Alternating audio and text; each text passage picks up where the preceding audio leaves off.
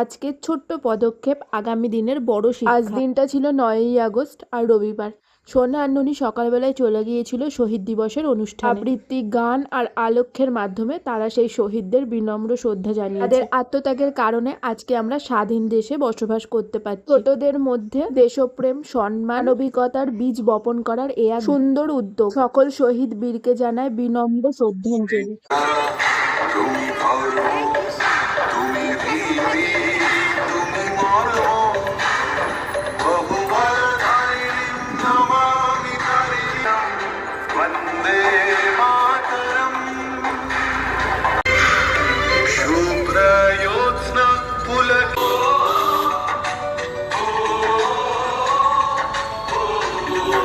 কারা বরণ করে ভারতের স্বাধীনতার ইতিহাসে এই আন্দোলন এক গুরুত্বপূর্ণ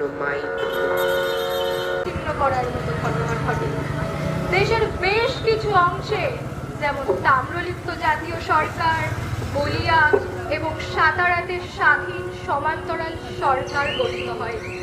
ব্রিটিশ সরকার কঠোর হাতে এই আন্দোলন দমন করে। হাজার হাজার আন্দোলনকারীকে গুলি করে হত্যা করা হয় এবং লাঠিচার্জ করা হয়।